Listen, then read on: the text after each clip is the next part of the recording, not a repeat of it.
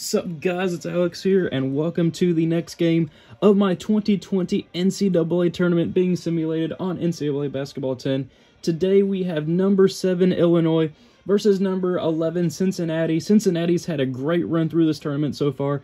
They had a huge run to beat number 6 Virginia, and then had a fantastic game, an instant classic against Bradley in the round of 32. Illinois beat USC in the first round and then beat number 15. They absolutely destroyed Little Rock in the second round. So this one should be a good one. The winner of this game will go on to play Baylor in the Elite Eight. As you can see from taking a look here at their ratings, Illinois is an A- all around. Cincinnati is a B+ overall, but an A- on the offensive end. This one should be a great one. Both teams are pretty equal. Let's tip it off. Welcome to third round coverage of the NCAA tournament on CBS Sports. Today's game is between the Cincinnati Bearcats and the Fighting Illini of Illinois. And there is the starting lineup for each team. The starting five, Gustavo. These guys are expected to start the game with fire and energy. Let's see what type of enthusiasm they bring to the table. This one should be a good one. I'll be updating the rosters for the winner of this game in the Elite Eight, which means we may get to see Ayo Dosunmu for Illinois in the Elite Eight against Baylor. That would be a fantastic matchup. But here we have number 7 Illinois, number 11 Cincinnati.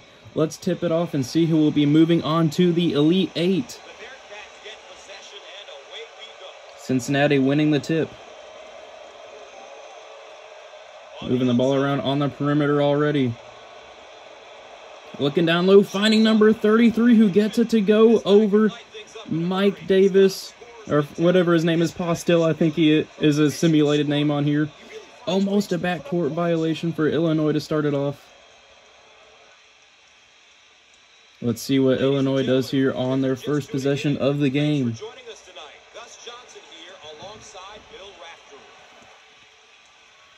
Taking a lot of time here. It looks like the power forward is just content with dribbling it out here on the right outside the three-point line. 10 seconds to go on the shot clock. Is he just going to dribble it out for the entire possession? What is he doing? He's pulling up for three. Well, I guess he knew what he was doing. Illinois gets the splash there to get the three. I mean, whatever works. They get some points on the board and take the early 3-2 lead. A very weird possession, not going to lie, but it works either way. Cincinnati working that pick and roll. Bringing it back out, resetting the offense. Using that off-ball pick and roll, number 33 and number 5 working together here, rising, firing, and they get it to go. Cincinnati here with some good off-ball movement to start off the game. Number 33 and number 5 working together with the pick and roll, and a foul is called on the other end on Cincinnati. Illinois is going to the line, and they are already subbing out number 1. Only a minute and a half into the game. By the time you're a junior, you know what your coach expects from you. It's about leading by example and guiding the younger players on the team. Whoosh. Illinois ties it up.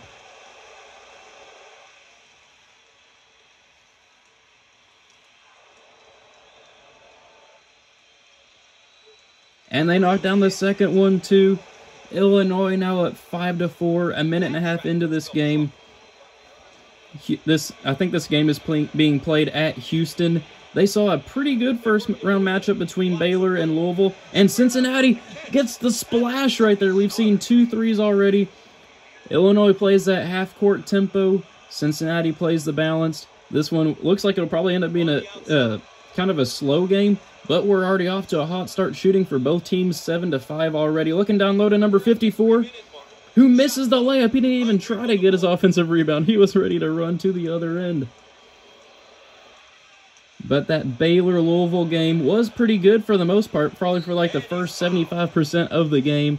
But Cincinnati here, or no, Illinois, I can't remember who's on this end. Cincinnati is heading to the line.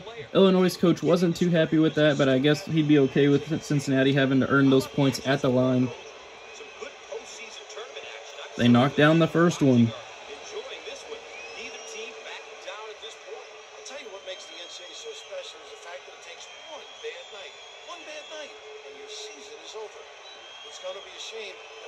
And they get the second two. Cincinnati now jumps out to a 9-5 lead here early on in this game, and they're bringing the full court press. Theo Combs has already outscored Illinois so far. They work the perimeter. Let's see what they do here on this possession. Finding Postel or Mike Davis, whatever you want to call him. And he gets it to go. Kind of a weird animation for that shot. But either way, the basket falls in. Illinois cuts the lead back down to 2. Oh, they were about to slam the court on defense there too, but Cincinnati caught him. Another weird animation, but that one doesn't fall. He gets his offensive rebound, and he puts it back in. Cincinnati now up 11-7. And trapping Illinois at the midcourt line. Or half-court line, whatever you want to call that. Oh no, are we going to have another 35-second possession with this guy just dribbling the ball on the three-point line? We are already down to 17 seconds on the shot clock. You guys can kind of see it over there. Is he just going to shoot that three after getting it down to 1 second left on the shot clock? I mean, if it goes in, it works, but if not, I would be furious if I was his coach or teammate. There he goes, rising for three, and he misses that one, but Illinois is able to get the offensive rebound and put it back in. If I was the coach, I would sub him out right now. What a selfish player, taking all 35 seconds just to shoot a three and dribbling it in the same spot. Cincinnati, though, gets blocked, but Illinois gives them the ball right back. They tried to save it when it went out of bounds, but it worked actually against them there. They probably should have just let it go out. Illinois getting trapped in the backcourt, but able to escape that pressure. Now driving. Contact, but no foul. It doesn't matter. Illinois puts it in anyway. 13-11 now. Under a minute to go in the first half. Cincinnati's only missed one shot. Now they missed 2 shots for the game, but they get the offensive rebound. I think that screwed Bradley over, or somebody in one of the games I've recorded here recently. Cincinnati, the hop step, gets it to go. Cincinnati coming out firing here as the 11 seed. They want to make the Elite Eight. Illinois getting trapped, and they get the backcourt violation. Cincinnati being very impressive here in the first half. 30 seconds to go now. Bringing it back out. They want to reset the offense. Shot clock is turned off, so they can save it for the final shot if they want. Illinois traps him, and he steps out of bounds. 2 straight turnovers with the pressure. Illinois makes up for one of their own. Now they can cut the lead to within 1 possession before the half. Illinois working that off-ball pick and roll. Finding number 1 at the three-point line. Another pick and roll. Number 1 driving. Contact, but no foul is called. Cincinnati gets the rebound. Looking to push the ball up the floor here before the halftime break. They are going to shoot a 3. Yep, there it is. But it does not connect. Cincinnati goes into halftime with a 4-point lead. That's where we stand after 1 half of play. Road to the Final Four coming up next. Let's take a look at our game summary to this. So far, both teams are shooting pretty well.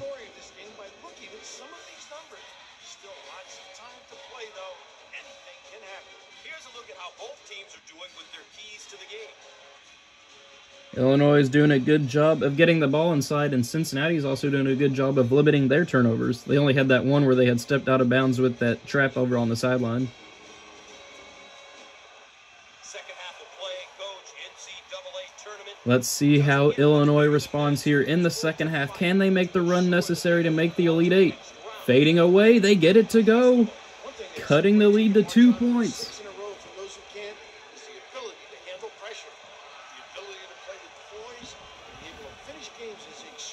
4:35 to go here, about 4:35. Cincinnati, though, hits the splash. They take the 5-point lead now right on their first possession here of the second half, possibly forcing another turnover. Nope, Illinois is able to break that pressure. Illinois has to get some stops here on the defensive end if they want to stick in this game. They're doing a good job on the offensive end, but defensive, not so much. And it looks like this guy is taking a page out of number 54's book. He is just going to dribble up here on the three-point line and probably launch a 3. I don't know what the heck is going on with this offense by Illinois. If the 3 goes in, it works. But it does not. I would sub him out too. What is happening with Illinois on offense? That's 3 times that they've taken the entire shot clock just to jack up a 3. Maybe that's why they are down by 5 right now.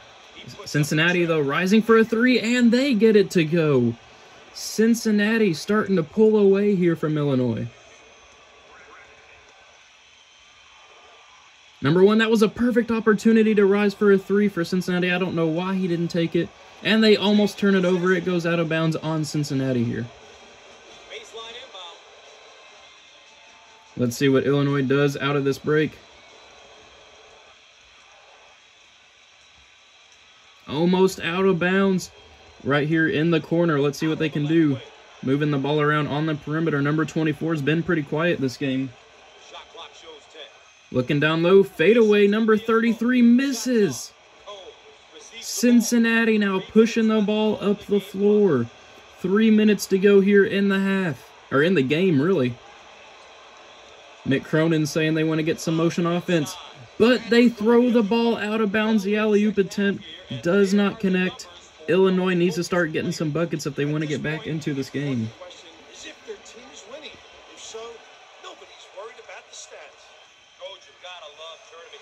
As you see, Illinois has not scored in the last 2 minutes.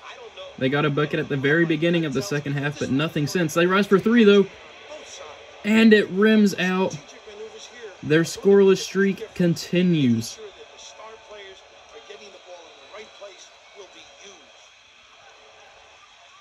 Cincinnati, though, rising, firing, and they knock it down. They are on an 8-0 run, as you see there. The lead is now 10 points. Time is running out for Illinois. They have to get a basket on this possession to stick in the game.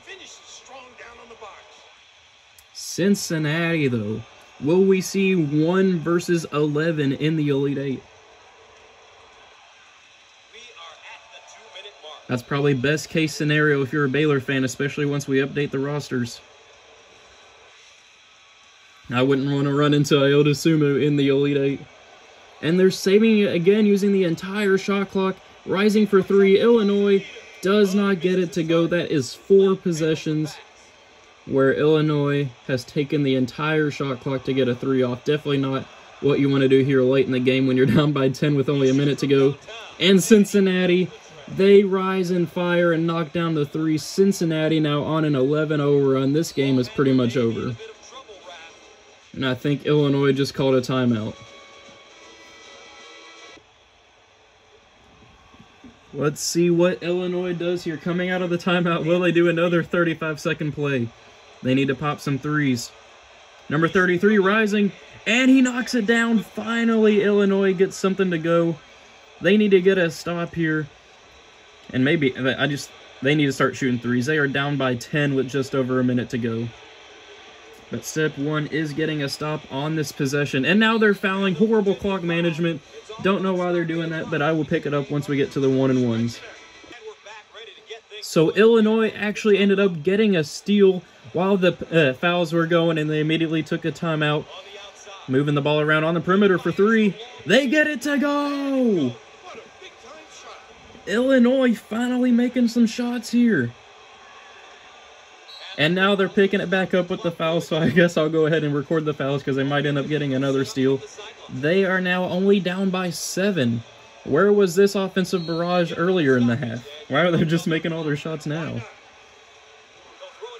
46 seconds to go in the ball game. It may be a little bit too little, too late though, and they turn it over. Cincinnati getting the backcourt violation. They are imploding right now. Illinois takes a timeout. Can they come back? Here we go, 45 seconds left. Illinois needs to shoot a 3 here. They're at a deep 2. I think that's going to be a 2, but it does not connect either way. Illinois misses the shot that they desperately needed right there. Now Cincinnati's probably just going to go to the line and start shooting free throws. 39 seconds left. Illinois needed to make that shot. PJ McBride, though, hasn't shot a free throw in this game, and he is 0 for 2 from the field. But he knocks down the first one and making an 8-point game.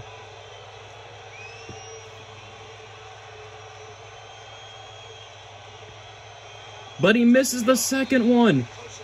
Illinois only down by 8. If they get a 3 here, they can bring it to within 5. All right, here we are coming out of the timeout. Illinois with only 35 seconds left in this game. They have a chance to bring it to within 5, pulling up for 3, but missing. Cincinnati grabbing the rebound. Illinois missing 2 clutch shots here that could have brought it to within 2 if they had hit both of their threes at this point. Abe Flynn with 12 points in this game. He's been fantastic so far.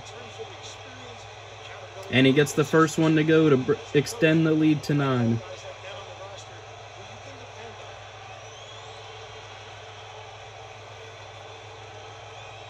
And the lead is now extended to 10.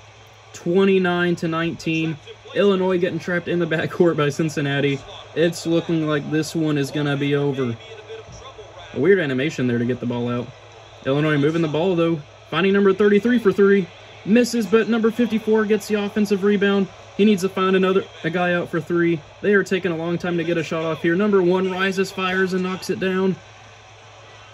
I mean, it's a 7-point game with 9 seconds to go. It's pretty much over. And they are subbing out all their good players. They know it's over. They're getting those end-of-the-bench players in the game.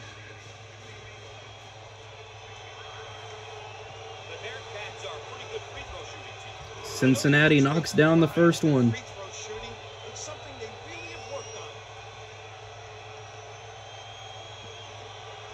And they get the second to go. Cincinnati now up by 9 with 9 seconds to go. This one's basically over. Let's see if Illinois can cut into that deficit, though, to make the score a little bit more respectable. 3, 2, he's going to have to rise and fire for 2. And, of course, they call a foul with 0.9 seconds left. I don't know why NCAA Basketball 10 decided to do that.